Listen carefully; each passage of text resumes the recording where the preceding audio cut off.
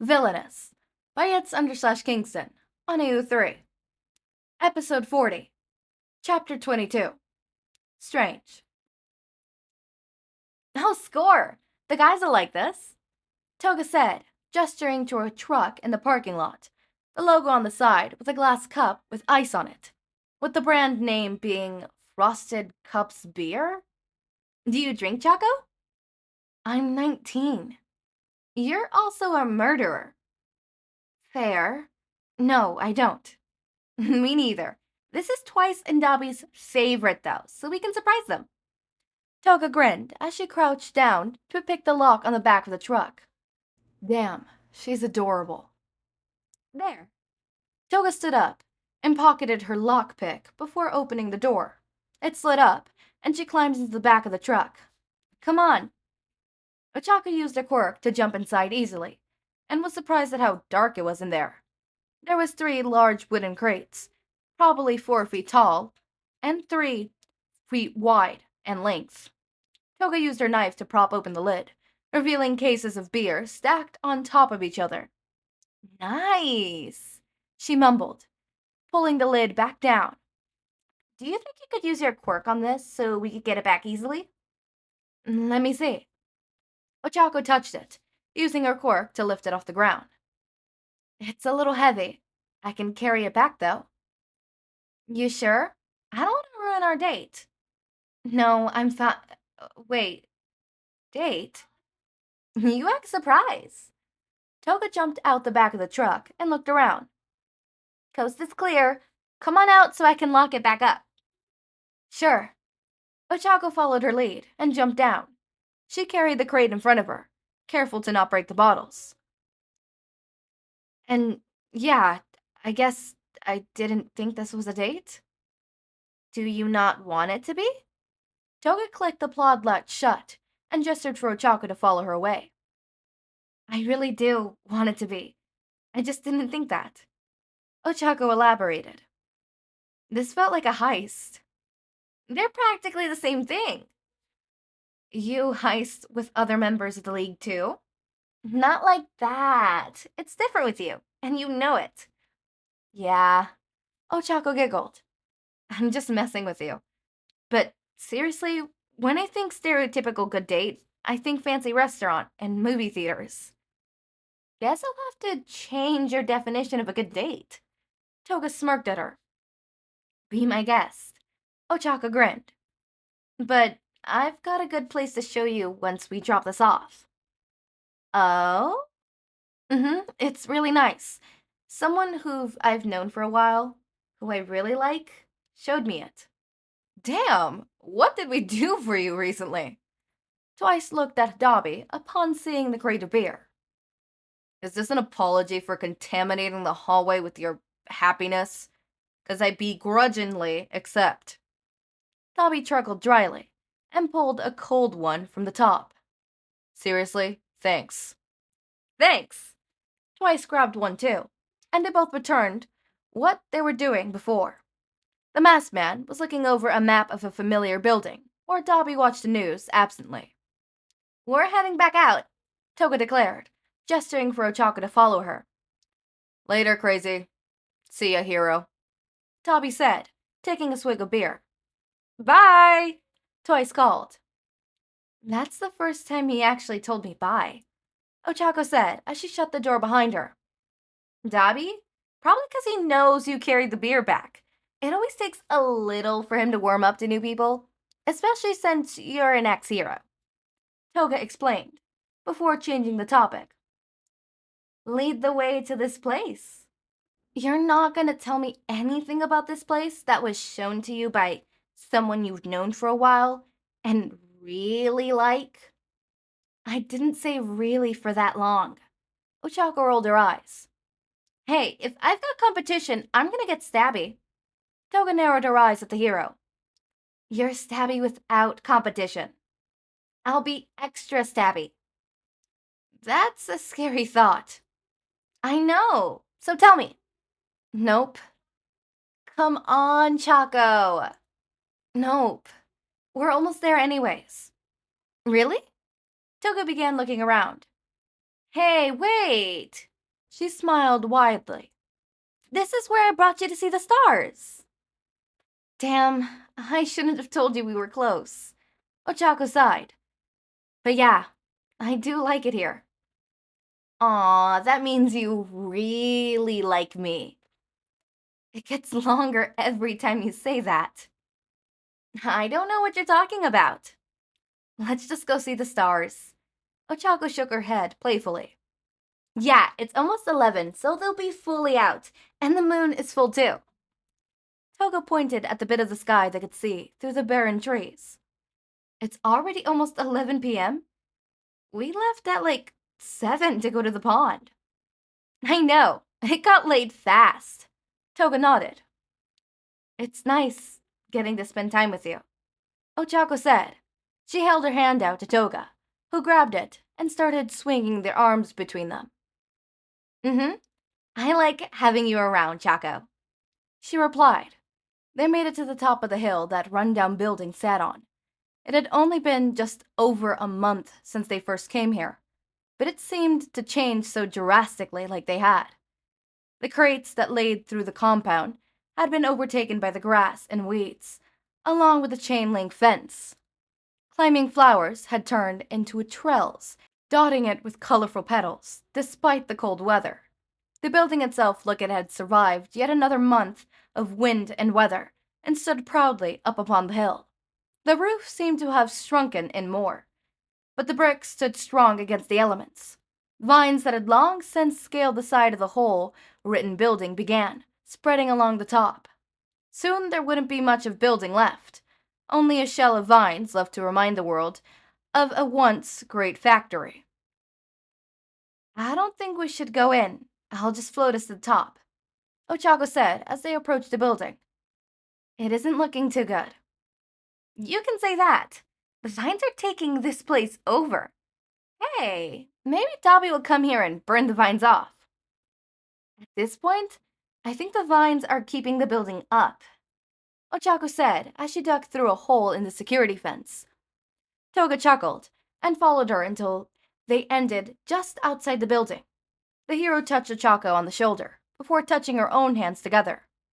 Up we go, she declared, holding on to Toga as she floated them up.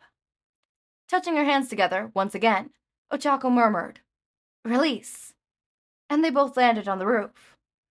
That's fun, Toga said, smiling at the hero. Until you get stranded up high and can't come down.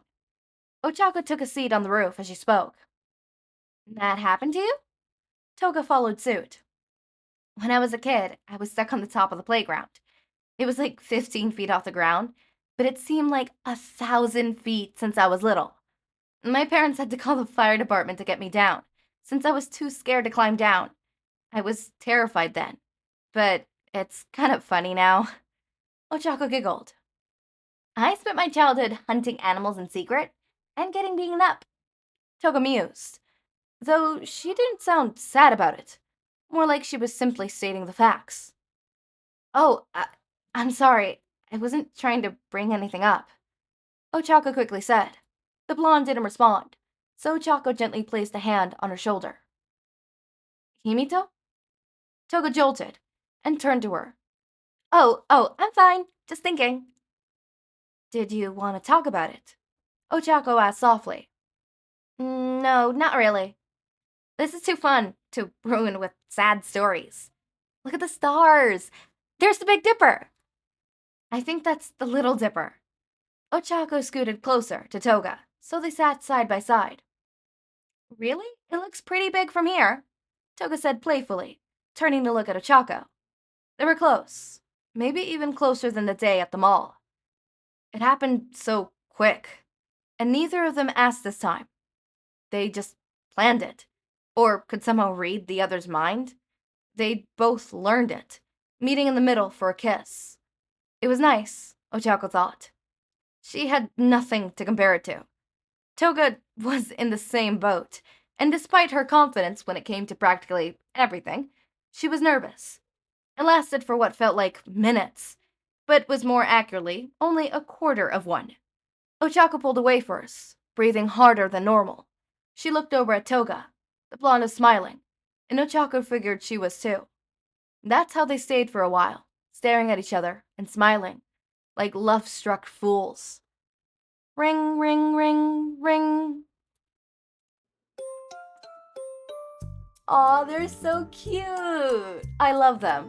I love them so much. They're so adorable. Also, I'm still recording Monday and not Tuesday. So, yeah, you're seeing this Wednesday. I'm recording this Monday. I'm so tired, but I need to get this series a bit ahead of time because I can't keep up with the whole having to record last minute, because if I don't record, I'll, I want days where I get home and I'm absolutely, beaten up from work. Be like, okay, yeah, no, not recording. Like that one day, Friday, I came home from work feeling sick. My stomach felt like it was gonna kill me, and I still record. Yeah, so I would love to have days off, so yeah. Anyways, this was super cute. I really like this. This was really a pick-me-up for me. Clearly last outro I was just ranting. In my defense, I was really mad. I'm still mad. I'm just a little more calmed down. I ranted to some friends about it later. Ooh, they kissed. Let's talk about that. They kissed. Oh my god, they kissed. Oh my god, they kissed. What's gonna go wrong? I'm scared. I'm scared. Also, I feel like if I put next chapter, yep, error 503, service unavailable. The archive is down for maintenance. Oh, it's down for maintenance. Okay, so it's not down. I don't know why I didn't get the AO3 status thingy notification. Open a new tab. Normally I do. I guess I just missed that. How long is it gonna be down? Normally it's only down for like an hour or two. I know it's been down for more than that, at least 2 hours. Let's see. Replies, most recent. A couple of our servers has gotten a bit overwhelmed, so we are taking some down to give them the chance to catch up. We'll be back as soon as possible. Okay. We're looking into the status, the current state, slowing to find out. We're looking into the current site slowness to find out what made our servers unhappy. Sorry about this, please stand by. We've applied a fix to help the site recover, but we will continue to keep an eye on things. Carry on. So this has been going on for 10 hours, but 4 hours ago they shut down some of the, okay. Alright, so it should be probably back by the time I wake up tomorrow. Alright, that's fine. I can record the next video that I'm supposed to tomorrow, so tomorrow I'm probably gonna record, 2 videos? Can I go back? Okay, I can't go back to the video I was. Okay, to the area I was. I just want to go there and not see that. Error 303. So, I know some people are like, oh no, it's gone, what am I ever to do? Good thing that I have my fanfictions saved. And by saved, I mean, I have fanfictions, downloaded on my actual laptop. I actually have them on a hard drive, in case something happens to my laptop. Ignore the crunching, that's my chip that I'm putting away. On my actual, on a USB, in case something happens to my laptop, I still have access to all those fanfictions. So basically every fanfiction I bookmark gets put there. So Kingston, this fanfiction is going on that hard drive, right? On that USB? Yeah, it's going there. Because this fanfiction is getting bookmarked. Hate to break it to you, it's getting bookmarked. It's just that good. Kingston, it's just that good. And if anybody says otherwise, I'm gonna have a long discussion on why that is. I'm not saying that you have to like Kingston's, like, it has to think like this story is amazing and wonderful and bookmark material, but I wanna know why. I always think the opinion of other people are very interesting. I always like seeing the opinion on why some people think a show or a book or something is not as great as what they think that is. Right? I recently had a discussion with a friend of mine where they really did not like My Hero Academia, and I'm like, okay, yeah, why? And they're like, well, I don't want to shit talk it since you're here and, you love My Hero Academia. I'm like, no, please, shit talk it. I'll shit talk it with you. My Hero Academia main is shit. The writing is shit. Everything is shit. What I like to think of My Hero Academia main is lost potential. It's what it is. It is a show that could have been. It is something that could have been. It had the potential to be great, but it didn't. It had the potential to be as good, if not better, probably not better, but as good as Arcane. as good with world building and character development and character, what's it called? Not character development, but character develop. No, not development.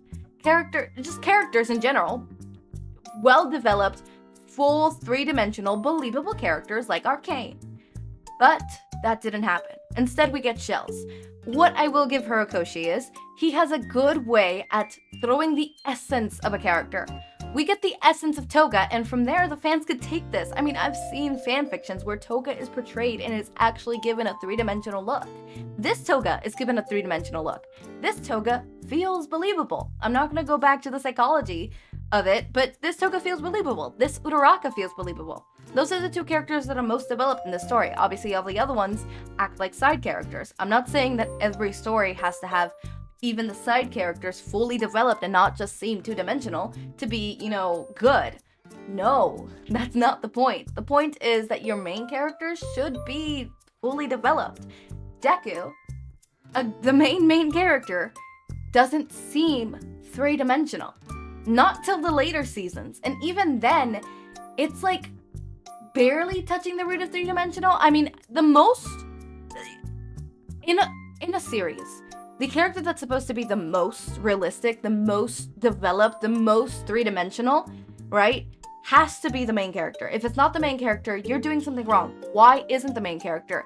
Is there a reason why it isn't the main character? And if so, does that justify it not being the main character? Right?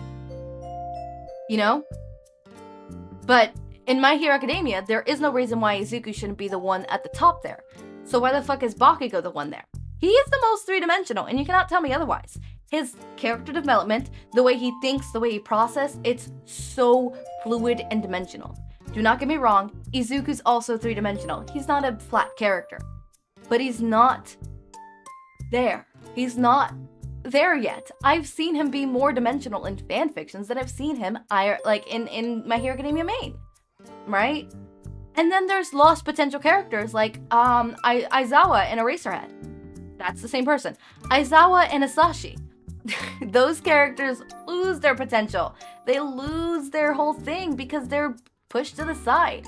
Basically what Horikoshi does is he puts too many plot lines, too many characters, too many things, and not enough time. If you want to have all of this going on and all of these side plots and all of this, you have to put in the time and effort. As I said before, if I were to rewrite the whole thing and give access to rewrite the whole thing, there would be series. It would be the main series, right? We would follow Izuku and Bakugo. That would be the main series. Their books would be the main series.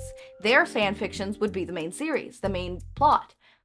But then you would have the side ones. The side ones about Toga and Uraraka. Obviously, they would be paired depending on things. Like, Toga and Uraraka's would be paired, but in their little series, the League of Villains are also really developed and have plot lines in there. And it's not just Toga and Uraraka. It's Toga, Uraraka, and the League of Villains, right? And Toga herself would then get her own little book with, I believe I would match it up with Sue, Mina, and Ida. And then there would be a side plot for this character, side plot for this characters, and side things. But the thing is that they would be their own little fanfic. I've talked about this in this specific series before, but I would do that. Because if I want to keep all of that, I would do that. I would also add my own characters and my own OCs because I can, and because who's stopping me? Who's stopping me? Who's actually stopping me? Like, actually, genuinely, who's stopping me? Nobody. Nobody. Also, I know for a fact that some of you probably are like, yay, considering that I would add Yui, and some of you really like Yui. Kingston, you don't know who Yui is. Yui is an OC of mine, whom my fandom, for some reason, really like. They have made campaigns for her to free her from the Hero Commission. What have I created? I don't know what I've created. I don't think I've told them before. Like, I've outright told them, like, I hope y'all know you're setting yourself up for failure. Yui is not a happy-go story. She always dies. No matter where she is, no matter what universe she comes from, she always dies. It's her destiny. You can't have Yui without having... Actually, I think I ended up writing a whole paragraph about this. I thought it was really super cool, and I wanted to do this because I thought it was like... Yes. Sorry, somebody texted. And I thought it was really cool, you know? And let me read this. I think, yeah. Hold up. Where is it? Where the fuck is it? It was somewhere here. It was somewhere here. It was somewhere here. It was somewhere here. Where is it? No, it wasn't Fluffy Mind. It was, I think it was here. Yes. Yui's fate is echoed in the stars. Etched, not echoed. Etched in the stars. And though I wish I could rewrite her destiny, a Yui who doesn't face death isn't truly Yui. Her essence, her soul, her very being is intertwined with the shadow of her mortality.